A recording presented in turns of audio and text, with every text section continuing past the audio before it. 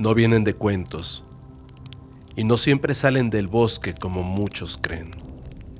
A veces están justo ahí, a centímetros de donde duermes, detrás de una pared hueca, bajo las tablas podridas del piso, dentro de ese closet que juraste haber cerrado bien. Les dicen duendes. Son pequeños, sí, pero grotescos. Su piel es húmeda como la carne podrida. Sus uñas como cuchillas oxidadas. Y sus ojos con un rojo como del infierno. Jamás parpadean. Se arrastran en silencio, oliendo el descuido. Empiezan con aquello que no extrañarás. Una moneda, un encendedor, tus llaves. Lo llaman travesura, pero es una advertencia. Si no se les deja algo a cambio, regresan y lo hacen sumamente hambrientos. Ya no se conforman con objetos. Suben por las cunas, rompen el silencio con una risa corta y burlona, justo antes de arrancar un llanto que ya nadie podrá calmar, porque lo que se llevan no se puede reponer. No es un juego. Aquí no hay pactos, solo hambre. Y esta vez es carne tibia y huesos blandos lo que vienen a buscar. Esta noche te contaré 3 casos de gente que los vio y que nunca volvió a ser la misma. Así que ya lo sabes. Apaga las luces, sube el volumen y disfruta de este episodio siniestro.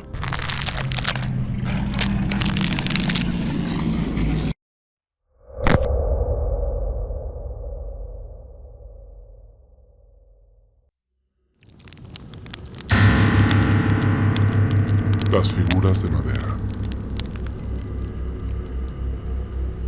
Una noche, mientras estábamos en el patio descansando, algo se movió entre los arbustos del jardín.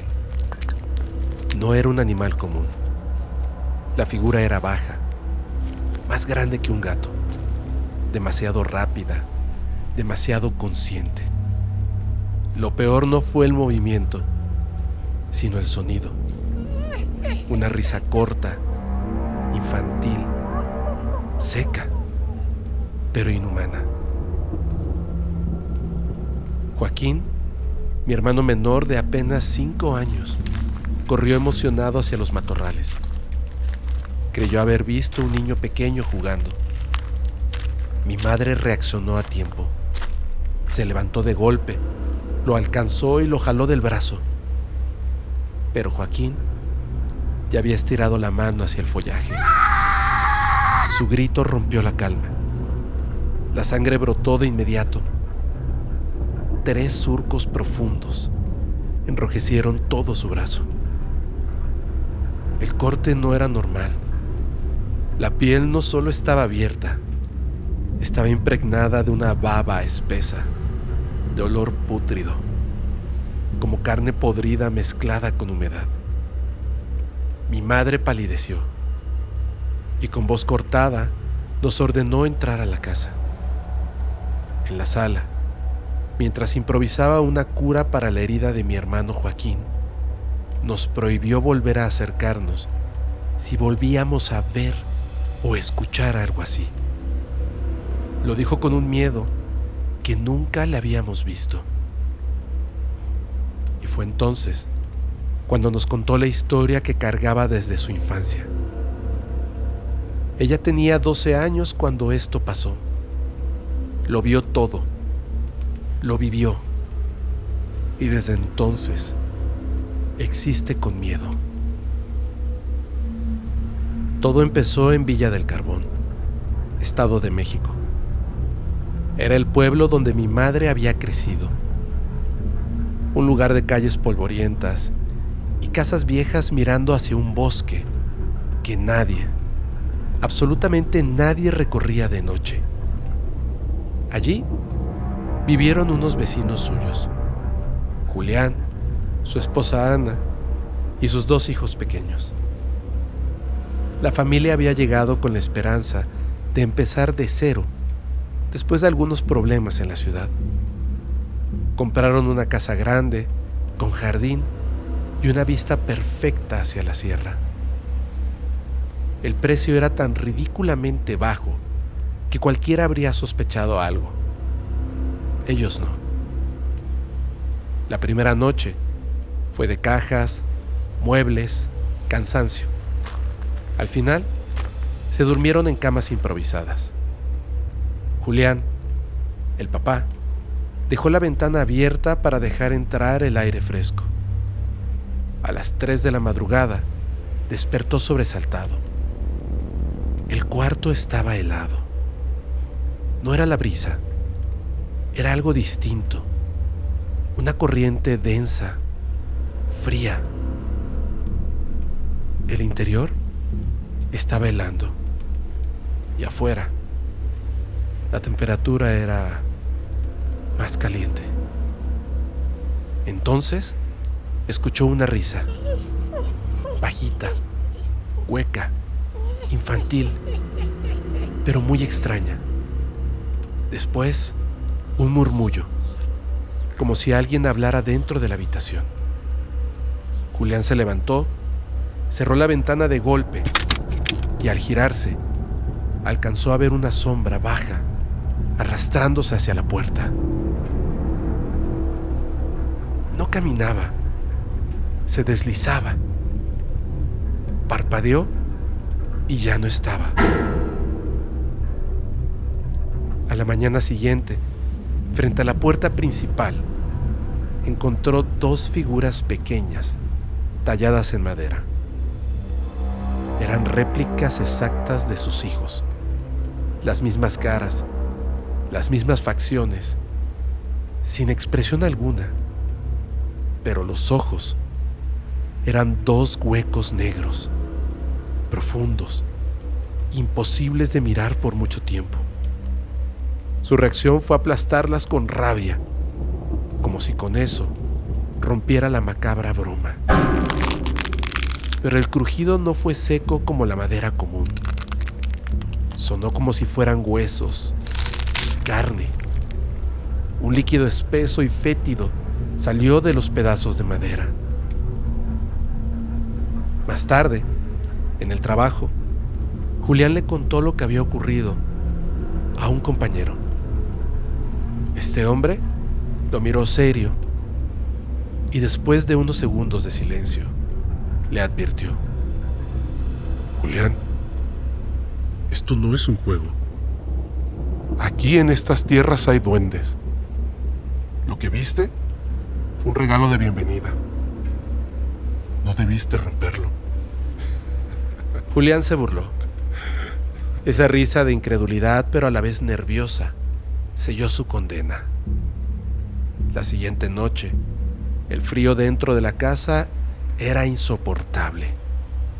A las 3 de la mañana, nuevamente, empezaron esos crujidos en el techo. Eran como pasos pequeños que corrían de un extremo a otro, seguidos por arañazos largos, como uñas arrastrándose sobre la lámina. Los niños se despertaron muy alterados. No sabían qué estaba pasando.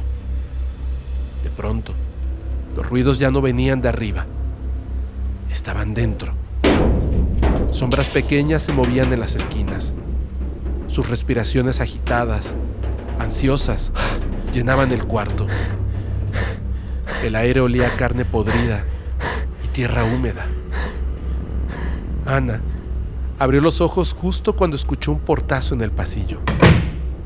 Era la puerta del cuarto de sus hijos cerrándose de golpe. Buscó a su esposo y lo que vio la paralizó. Julián flotaba a medio metro sobre la cama.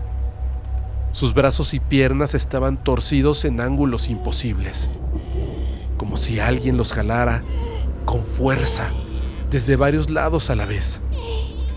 Su boca se abría y cerraba, pero no salía ningún grito, solo un silbido ahogado. Ana intentó gritar, pero unas manos pequeñas y deformes se posaron sobre su rostro. Las uñas se le clavaron en su piel, intentando cerrarle la mandíbula. Sintió el olor fétido de un aliento podrido en su cara. Una risa infantil pegada a su piel. Eso fue lo último que escuchó, antes de perder la conciencia por la impresión. Al día siguiente, la familia permanecía en estado de shock. Nadie encontraba explicación a lo ocurrido. Buscaron respuestas entre vecinos y amigos, pero todos coincidían en lo mismo. El regalo de un duende no se rechaza, y Julián lo había hecho de la peor manera. Las noches siguientes fueron peores. Los niños decían que alguien los observaba desde la ventana. El más pequeño dijo que un diminuto ser de ojos brillantes lo llamaba para que saliera hacia el jardín, para que jugaran. Las paredes amanecían arañadas con garras diminutas. Julián todos los días despertaba con moretones y marcas en todo el cuerpo, como si lo hubieran arrastrado y golpeado. El cansancio y el miedo los destruía poco a poco, hasta que llegó la última madrugada. Era una de las más frías desde su llegada a Villa del Carbón. Todo comenzó de nuevo con aquellos pequeños pasos sobre el techo de lámina, seguido de risas apagadas que parecían burlarse en la oscuridad. Pero pronto, los sonidos pararon por un segundo y de inmediato todo cambió. Los gritos de sus hijos sonaron en toda la casa. Jamás los habían escuchado clamar con un terror tan profundo. Incluso los vecinos más cercanos despertaron alarmados por el alboroto. Y de repente, todo quedó en un silencio absoluto. Con el corazón a punto de estallar, corrieron hacia la habitación de los niños, solo para encontrarse con una escena que jamás podrían olvidar. El cuarto de los niños estaba vacío. Las camas estaban totalmente revueltas, la ventana abierta y un frío que cortaba la respiración. Corrieron hacia el bosque, gritaban sus nombres. Los vecinos se unieron a la búsqueda. Nadie encontró huellas ni rastros, nada. Solo un detalle macabro. Al inicio del sendero estaban nuevamente las figuras de madera de sus hijos. Esta vez no tenían rostros sin expresión. Ahora eran gestos de terror absoluto, como si alguien hubiera tallado la cara exacta de los niños al ser raptados.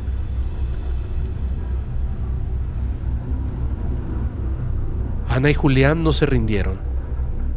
Se adentraron de nuevo al bosque a las 3 de la mañana, llamando desesperados a sus hijos. Gritaron durante horas sus nombres, pero sus gritos se fueron perdiendo en la espesura del bosque hasta que se dejaron de escuchar. Y a partir de esa noche, nadie los volvió a ver. Al amanecer, la casa estaba vacía, sin los niños y sin sus padres. Pero había un detalle macabro. En la entrada, alineadas con precisión, habían 2 nuevas figuras de madera: Julián y Ana. Sus rostros eran de un horror indescriptible, sus brazos levantados como si intentaran cubrirse de algo que venía hacia ellos. Los carteles de "Se busca" llenaron el pueblo. Nunca hubo respuesta. La casa sigue en pie, abandonada, con el jardín cubierto de maleza. Mi madre terminó de contarnos la historia y sus ojos se llenaron de lágrimas. Pensamos que era porque ella la había vivido de cerca, pero no. Estábamos equivocados. De pronto, mi madre metió su mano en el suéter de lana y sacó algo que apretaba con fuerza. Al abrir la mano, nos mostró un objeto que nos dejó sin aliento. Una pequeña figura de madera con la forma de mi hermano Joaquín. Esa escultura descansa ahora en mi sala, en un lugar especial. No solo aceptamos el regalo, aceptamos también el peso de su significado. Desde ese momento, en esta casa, respetamos y tememos a los duendes.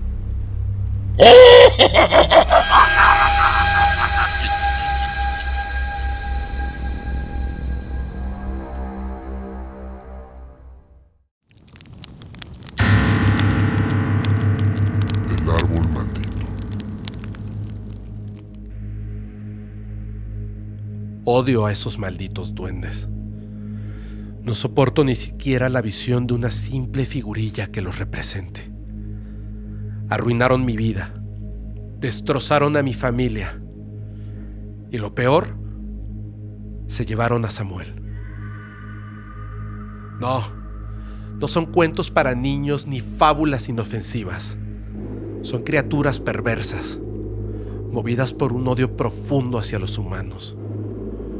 Hoy decido contarte mi historia. No solo porque me consume el deseo de liberarme de este peso, sino porque necesito que otros sepan la verdad. Quiero que la gente deje de verlos como inocentes adornos y entiendan que detrás de esas máscaras de inocencia se esconde una maldad indescriptible. Mi hermano Samuel siempre fue un niño inquieto. No conocía el miedo. Se metía en cuevas, trepaba a árboles y se aventuraba en rincones del bosque donde ni siquiera los adultos entraban. Esa manía de desafiarlo todo ya lo había dejado con varios huesos rotos, cicatrices en las rodillas, pero nada comparado con lo que pasó aquella noche. Vivíamos al borde de un bosque espeso en la Sierra de Durango, México, donde los árboles crecían tan juntos que apenas entraba la luz. Mi abuelo siempre hablaba de un sitio prohibido en lo más profundo del bosque. Decía que ahí había un claro perfecto, circular, con un árbol hueco en el centro.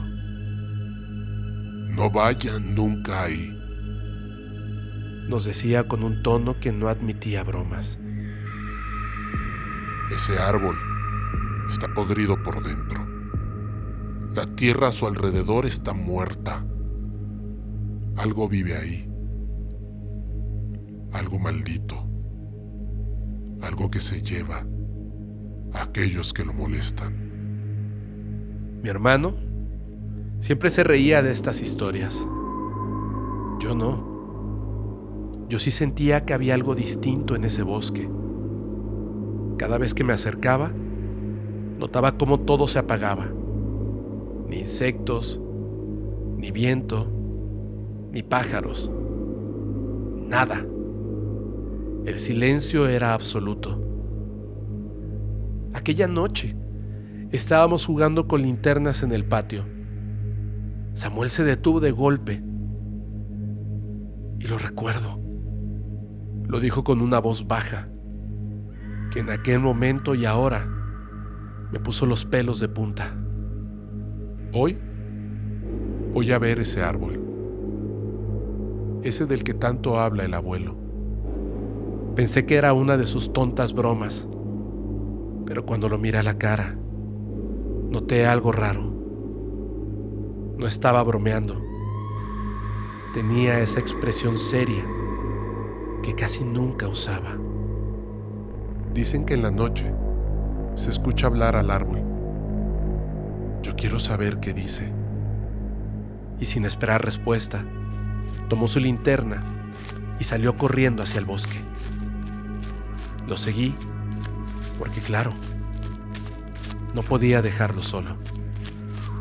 Pero a medida que avanzábamos, el silencio del bosque empezaba a ser molesto. No se escuchaba nada, ni siquiera el crujido de nuestras pisadas. Era como si el bosque nos tragara.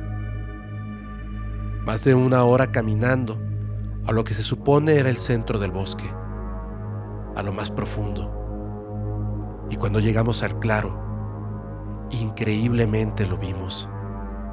Ahí estaba, con sus ramas secas y retorcidas. El árbol. Negro, alto, con la corteza cubierta de manchas rojizas como venas. En su base había un hueco. Tenía el tamaño justo para que un niño pequeño pudiera entrar arrastrándose. La tierra alrededor estaba seca, agrietada, y desprendía un aroma a humedad, a cobre, a putrefacción. Samuel apuntó con la linterna directo al hueco. «Escucha, escucha», me dijo. Me quedé quieto. Primero no escuché nada. Luego empezó. Un murmullo bajo, como si alguien estuviera hablando desde dentro del árbol. No eran palabras claras, pero tenían ritmo. Por un momento sonaba como un canto, pero después como el llanto de un niño. Le grité que nos fuéramos. Le tiré del brazo, pero él no reaccionaba. Estaba como hipnotizado. Entonces, algo se movió dentro de la penumbra.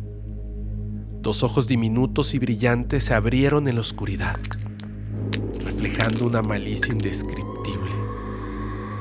De entre las sombras emergió una figura pequeña, vestida con la clásica ropa de duende, un gorro puntiagudo, desgarrado, botas gastadas y un chalequito sucio que parecía impregnado de humedad.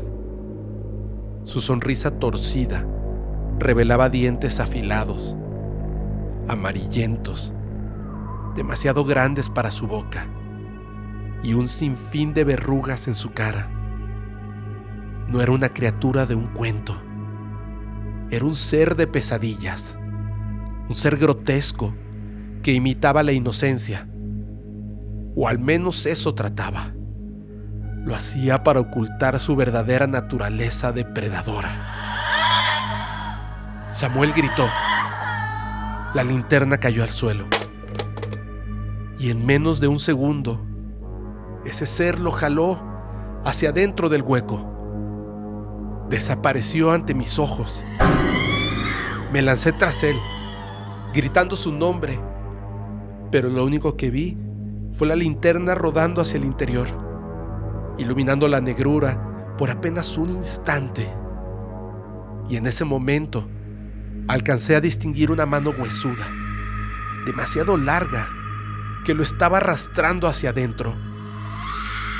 Intenté tomarlo, pero se lo llevó. Salí corriendo a casa. No recuerdo ni siquiera cómo llegué. Solo recuerdo los gritos. Conté todo lo sucedido a mis padres. Dicen que estaba nervioso, llorando, en shock, y que empecé a tartamudear. Una condición que tardé mucho tiempo para que desapareciera. Mis padres, mi tío, todos corrieron con linternas y hachas rumbo al bosque. Cuando mi tío se arrodilló para asomarse al hueco y metió el brazo, pensando que Samuel estaba allí, escondido, jugando una broma, escuchamos un crujido espantoso. De inmediato lo retiró, y lo que vimos fue aterrador. Pedazos de carne, hueso, tendones, colgaban, Tenían marcas de mordidas desiguales, como si lo hubieran desgarrado, una boca llena de dientes, una máquina trituradora.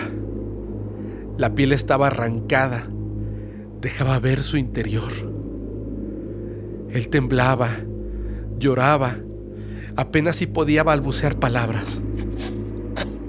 Mis padres, desesperados, intentaron cortar el árbol. Golpeaban con furia, pero las hachas rebotaban como si la madera fuera de piedra. Ni una sola marca. El hueco seguía ahí, abierto, esperando.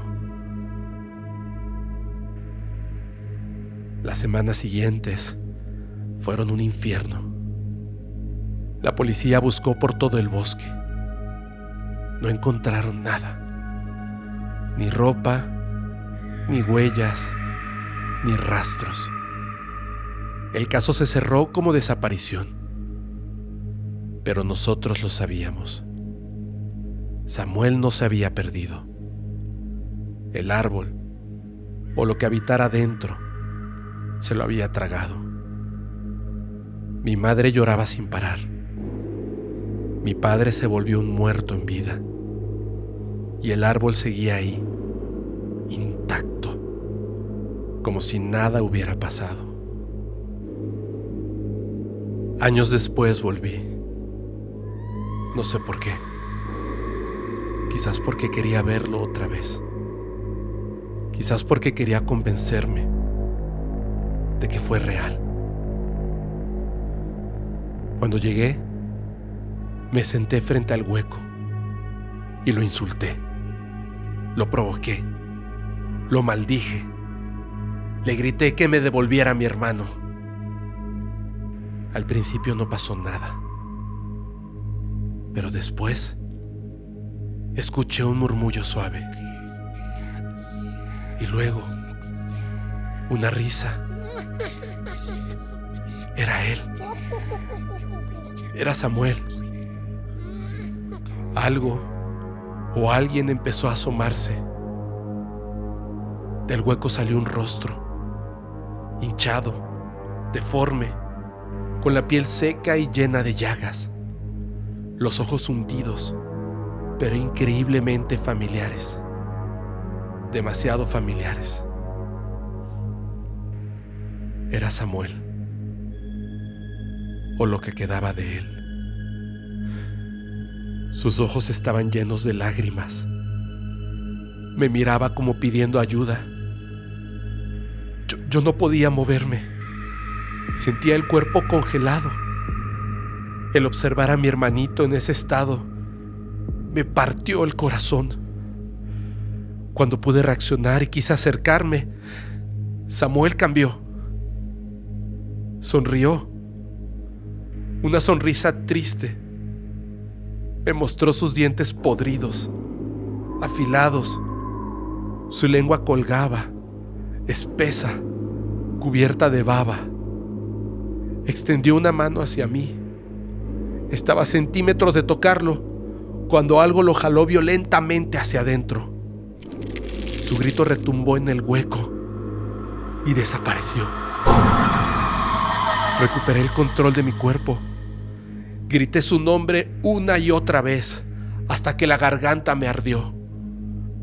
Pero nadie respondió. Desde entonces, regreso cada mes, al mismo lugar, a la misma hora. Me siento frente al árbol. Lo insulto.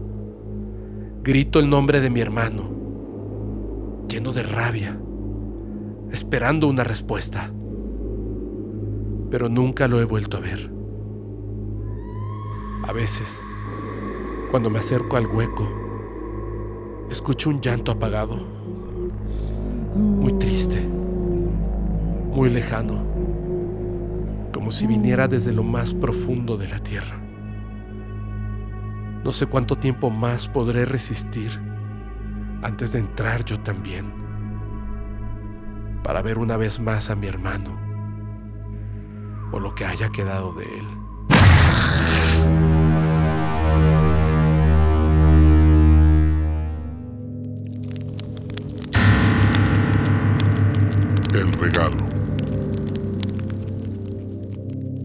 Trinidad siempre había tenido una conexión rara con el bosque. Desde niña, llevaba pequeñas ofrendas, frutas, pan dulce, miel en vasitos de barro. Decía que eran para los guardianes, los duendes, que según los viejos, cuidaban el lugar. La mayoría se reía de ella, pero no sus padres. Ellos sabían que en Guatemala las historias de duendes no eran juego. Gente desaparecía en los cafetales, en los ríos, en los bosques, y siempre se escuchaba el mismo murmullo. Fueron los duendes. Trinidad no les tenía miedo. Al contrario, los respetaba. Cada semana iba al mismo claro y dejaba su ofrenda en silencio. No pedía nada a cambio. Era como un ritual íntimo, casi religioso. Pero una noche no volvió. Su madre la esperó hasta el amanecer. Luego salieron a buscarla. Los vecinos ayudaron. Después llegó la policía. Pasaron horas, luego días. Finalmente, la encontraron en medio del bosque. Su cuerpo estaba tirado en la tierra húmeda. Estaba muerta. Había sido ultrajada de una forma brutal, inhumana. La ropa hecha trizas, el rostro desfigurado a golpes. Su piel estaba llena de moretones y marcas de manos. La escena era tan grotesca que varios policías no pudieron evitar llorar. Los padres cayeron de rodillas, desgarrados por el dolor, y en su desesperación maldijeron a los duendes. Los insultaron, gritaron hacia los árboles, como si las raíces mismas pudieran escucharlos. El pueblo se dividió. Algunos creían que eran cosas de los duendes. Otros murmuraban que había sido un hombre, un enfermo, un degenerado que rondaba la zona. Las semanas pasaron. Una tarde, un vecino vio a un tipo alto, de mirada sucia. Estaba tratando de jalar a una pequeña niña hacia el bosque. Dio la voz de alarma y en minutos varios hombres lo atraparon. Era un hombre fuerte, con una sonrisa burlona en la cara, como si disfrutara del miedo que provocaba. Los padres de Trinidad corrieron al lugar. Después de escuchar la situación en que fue encontrado, aseguraron que había sido él. Lo acusaron de haber arrebatado la inocencia y la vida a su hija. Pero no había pruebas.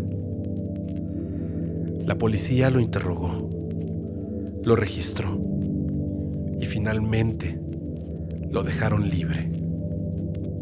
El hombre salió sonriendo, como si se riera de todos. El padre de Trinidad no soportó la impotencia. Se retiró a su casa lleno de rabia. Esa misma noche, buscando consuelo, caminó solo hasta lo profundo del bosque, siguiendo los pasos que algún día caminó su hija. Se arrodilló frente al claro y habló en voz alta.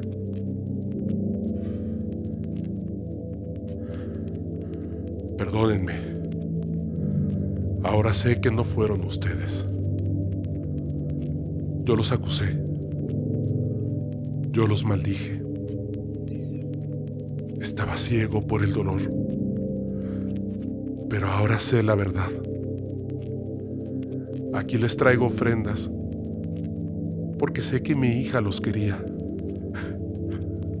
Frutas, miel, tabaco y pan. Les pido perdón. Dejó la ofrenda sobre la tierra y en el silencio más absoluto se quedó un rato llorando, sin moverse. Y entonces los vio. Entre las raíces de los árboles se comenzaron a asomar figuras pequeñas, sombras que se materializaban poco a poco. Duendes. No eran como en los cuentos de niños. Tenían rostros horribles, pero tristes. Algunos estaban llorando. Otros lo miraban con compasión. No parecían monstruos. El hombre sintió un nudo en la garganta. No dijo nada más. Solo bajó la cabeza y se marchó. Pasaron unos días. Un vecino juró haber visto nuevamente al hombre alto entrar al bosque, quizás en busca de una nueva víctima. Esta vez iba solo, pero nadie lo vio salir. Al día siguiente, en la puerta de la casa de Trinidad, había algo envuelto en un costal. Estaba manchado. Un líquido rojo, espeso, casi negro. Aún goteaba. El padre de Trinidad lo abrió con manos temblorosas. No sabía qué era. ¿Quién tendría el corazón de jugar una broma macabra después de su pérdida? Lo abrió lentamente y vio algo que jamás olvidaría. Dentro del costal estaba la cabeza de un hombre. Pero no cualquier hombre. Era aquel que él sabía que había atacado a su hija. Sus ojos seguían abiertos, con una expresión de terror absoluto. La piel de la cara estaba llena de arañazos diminutos y profundos, como si miles de uñas pequeñas lo hubieran desgarrado. La lengua colgaba, arrancada casi de raíz. Los padres de Trinidad entendieron sin necesidad de palabras. Desde entonces, el padre de Trinidad lleva cada semana una ofrenda al claro. Frutas frescas, miel, cigarros, lo que tenga. No pide nada, solo agradece. Y siempre que deja la ofrenda y da la vuelta para regresar, siente miradas diminutas entre los troncos. Y aunque nunca los ve directamente, sabe que los duendes siguen ahí, observando, protegiendo. Ya no les teme, pero tampoco los olvida.